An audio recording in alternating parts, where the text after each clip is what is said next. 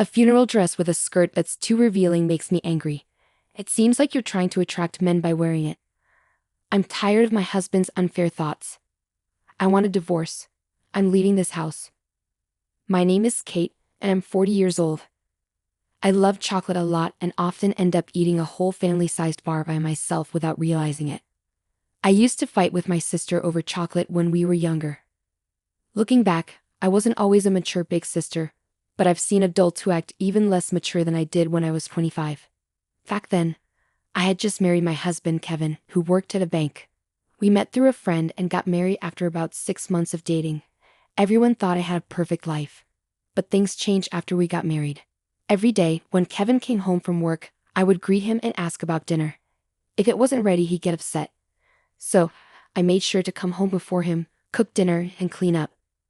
It was a bit annoying, but Kevin's good salary allowed us to live in a nice house and have a comfortable life. I thought it was normal to have little arguments in a marriage, so I didn't pay much attention to it. But Kevin's behavior kept getting worse. Despite being married, I still visited my parents often, especially to see my 14-year-old sister who was much younger than me. Since our parents worked a lot, I felt like I raised her most of the time.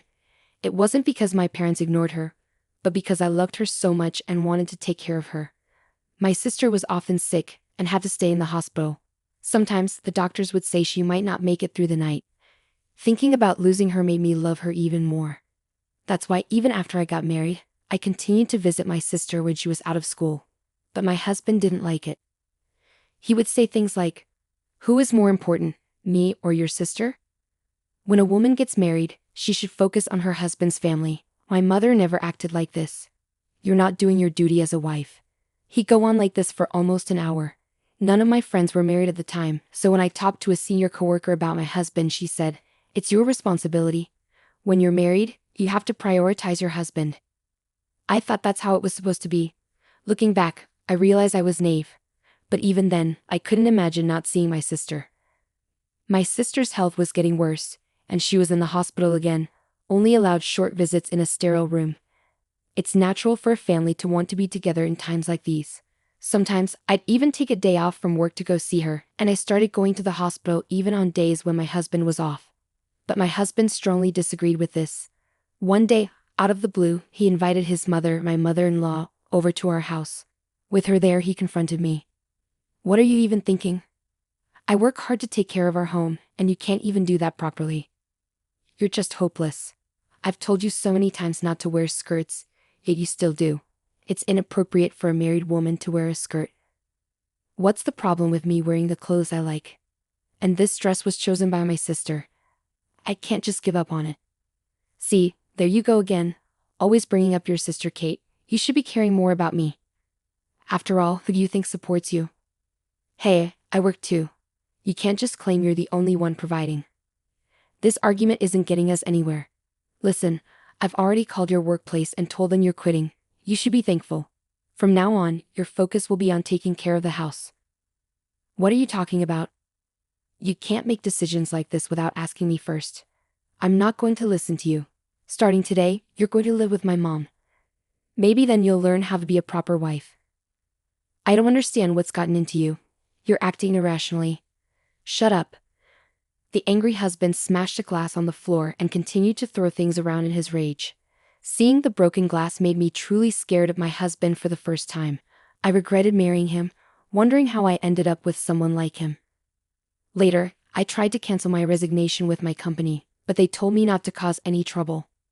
It turned out my husband had demanded my resignation in a way that was almost abusive, so I lost my job and had to stay at home as my husband wanted. When I told him I quit my job as he wished, he apologized with a smile, saying he might have gone too far. But after seeing his true nature, I couldn't trust his apology. The next day, my husband surprised me by bringing home a group of his coworkers. He proudly introduced me, saying, "I wanted to show off my lovely wife." And his colleagues joined in, praising my appearance. Then, out of the blue, he declared, "My wife is an amazing cook. You have to taste her food before you leave." I panicked, realizing we didn't have enough food for everyone. "It's fine, just make something simple." "I don't want you to stress out," he reassured me. "I can go shopping if we need more ingredients," one of his female coworkers offered. Your husband really cares about you. I'm jealous, he added. No. He's just good at putting on a show. If he really cared, he wouldn't have brought his coworkers home after a big fight yesterday. I thought bitterly to myself as I started cooking with my mother-in-law. After about 3 hours of eating and drinking, his coworkers finally left. Hi, you. What? I instinctively replied, feeling nervous about what might happen next, given his grumpy mood. I was anxious, afraid he might explode like the day before. Can't you be a bit happier? Seems like I'm not teaching my wife properly, he criticized. I couldn't understand what I did wrong, but I didn't dare to argue. I was too scared. I'm sorry, I mumbled, feeling defeated. Even a child can apologize, he scoffed. Mom, give her a score for today. He turned to his mother for backup. Well, she's not doing a good job supporting her husband, is she? I can't give her any score, his mother replied. Haha, see, even my mom agrees. She can't even give you a score. How funny is that? My husband laughed and lightly tapped me, and about the meal, I tasted a bit. But didn't Kevin find it unsatisfactory? He continued. That's right, Mom. Keep it coming. And what about her clothes? There were men among the colleagues, but she's showing too much skin. What do you think?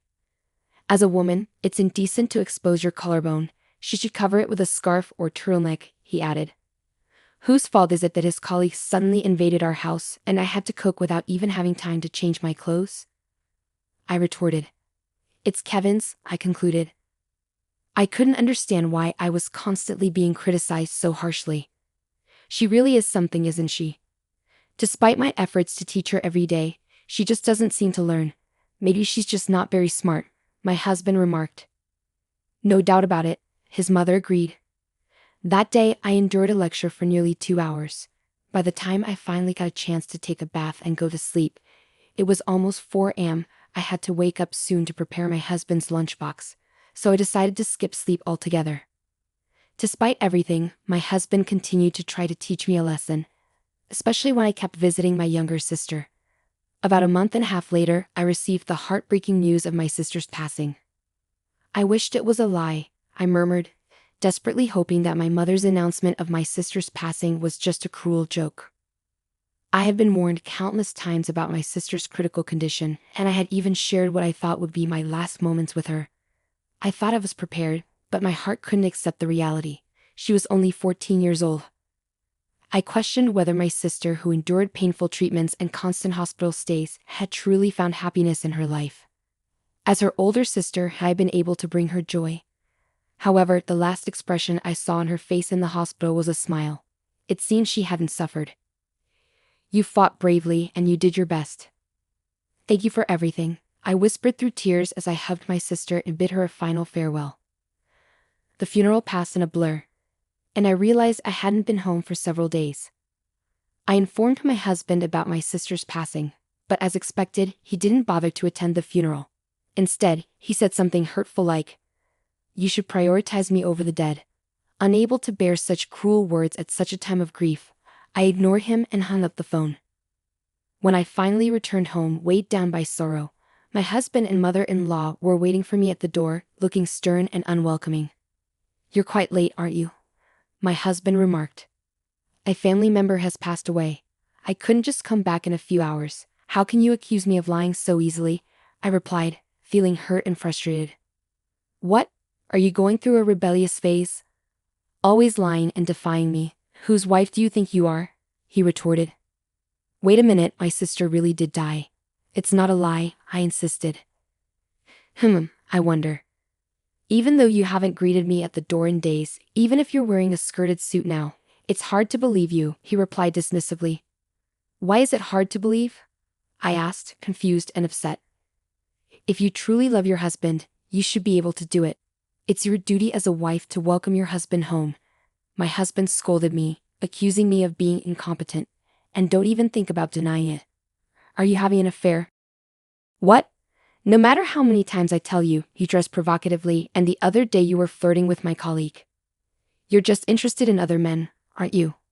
What a disgraceful woman, he continued, hurling hurtful accusations at me. What the heck? I started to argue back, fueled by anger and forgetting my fear of my husband.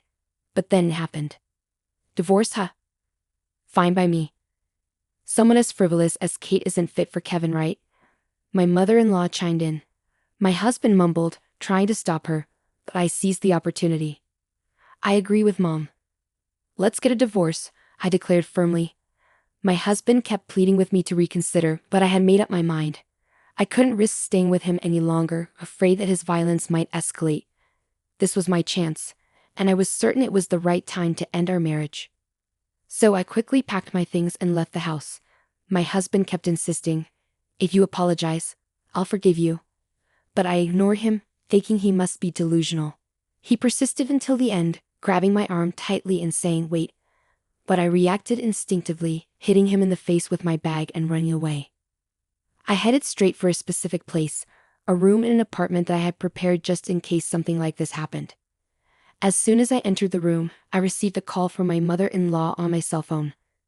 Hello. Kate, did you arrive safely? She asked concernedly. Yes, I'm fine. I'm in a taxi, so Kevin won't find out, I reassured her. That's good.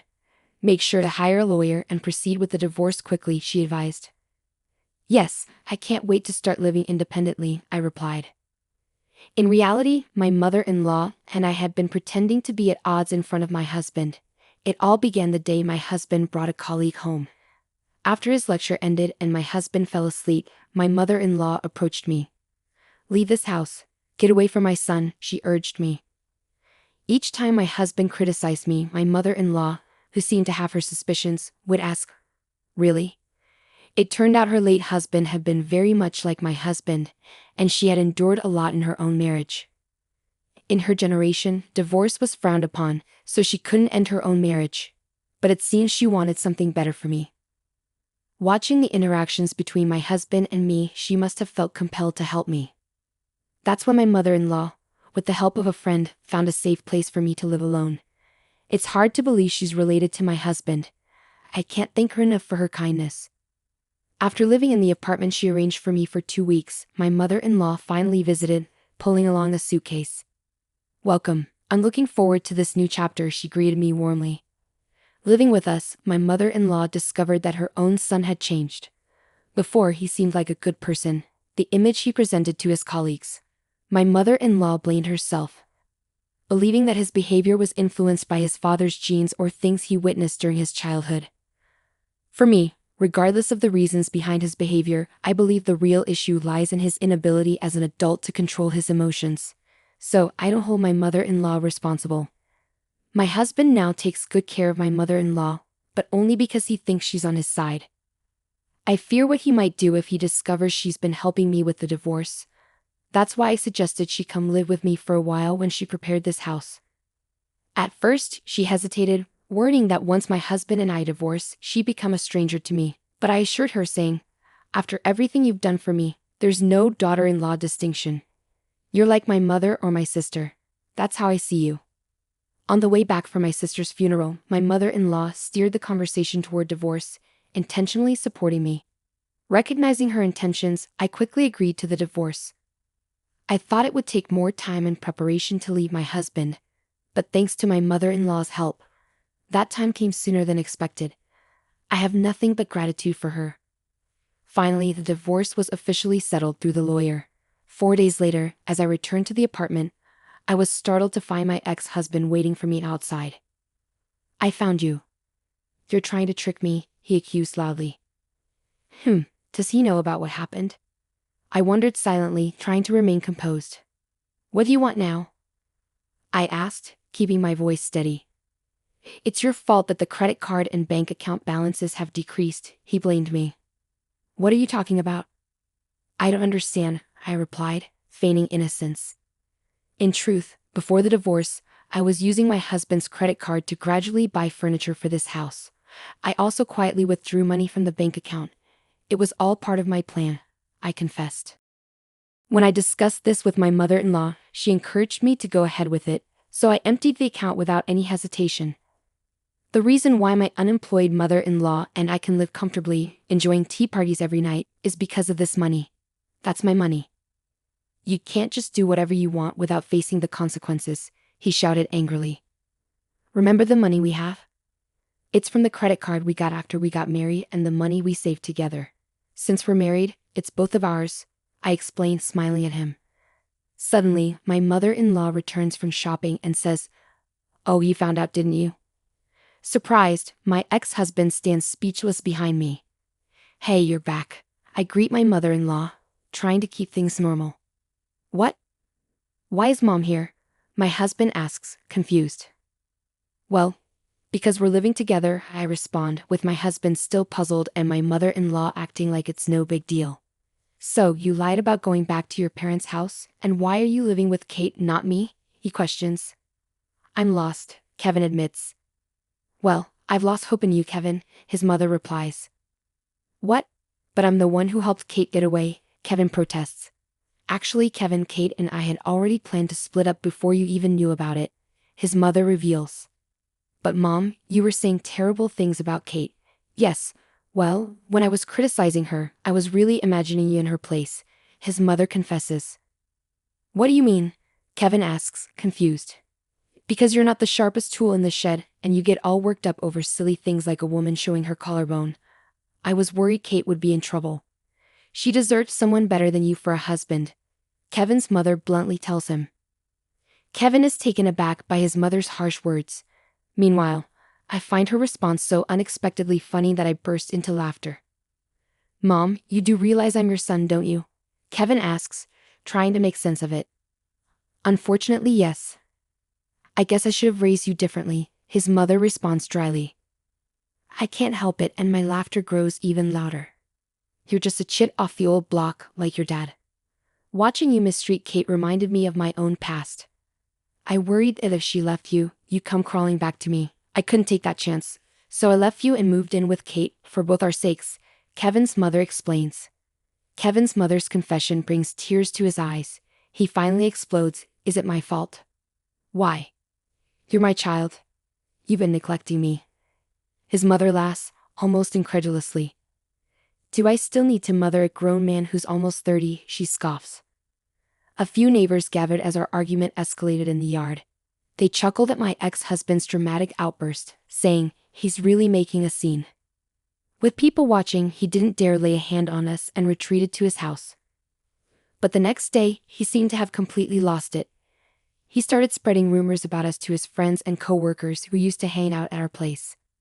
"My ex may seem nice, but she ignores her husband," he complained to anyone who would listen. One woman at his office fired back, "You know, your behavior is exactly why women are wary of their husbands. It's becoming a societal problem." Although no one openly agreed, the vibe at work made it clear that Kevin was in the wrong, and he felt increasingly isolated. In the end, my ex-husband, who turned out to be quite sensitive, couldn't handle the judgmental stares and whispers anymore. He quickly quit his job. It's ironic how he was so quick to criticize me but couldn't handle criticism himself. How sad. Feeling alone, he sent me a lengthy letter trying to justify his behavior and boasting about his greatness as a man. The letter was a whopping 10 pages long. I was surprised when I received the thick envelope. I had blocked his texts, but if he could write this much by hand, I can only imagine how many texts he would have sent. His final line was, "If you ever miss me, feel free to contact me."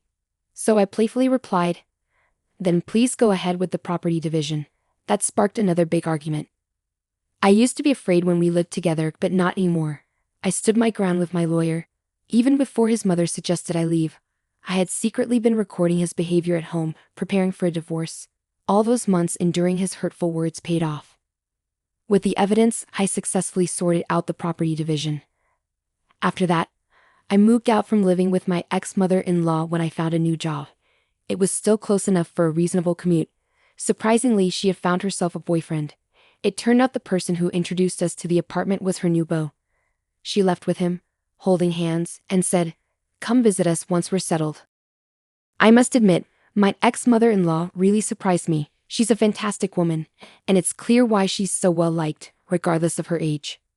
As for me, I spent my best years focused on work after changing careers, thinking I might have missed my chance for remarriage. However, I started joining regular online gatherings with my colleagues. This gave me more opportunities to casually exchange contact info with people I didn't usually talk to, including a director from another department who showed interest in me. At first, I kept my distance because we worked for the same company. But as we began having private online chats about things we couldn't discuss at work, we grew closer and eventually started dating. The head of the department, who hadn't been in a relationship for years since his last girlfriend left him because of his workaholic tendencies, treated me with caution, saying, "I don't want to repeat the same mistake." And happily, we decided to tie the knot next year. I was concerned that his parents might not approve of me, considering I've been divorced before and he's getting married for the first time. However, I'm relieved to see his parents are accepting and even grateful, saying, "Thank you for being with our son." When I shared the news of my upcoming marriage with my ex-mother-in-law, she was genuinely happy for me. Oh, and about my ex-husband, it seems he found a job at a different bank and got remarried. But knowing his personality, it's likely he's been divorced again. That makes it 3 divorces now. He works at a bank and initially comes off as charming, but he tends to blame his ex-wives for the divorces, which makes it seem like women fall for him. Even when my ex-mother-in-law tries to warn women about his true nature at wedding receptions, he manages to manipulate them skillfully. Well, after 3 divorces, it's likely he'll start being avoided by women. I just hope there won't be any more victims. With the way he's going, he probably won't have a good ending because he's likely disliked by many women. But honestly, it's not my concern anymore.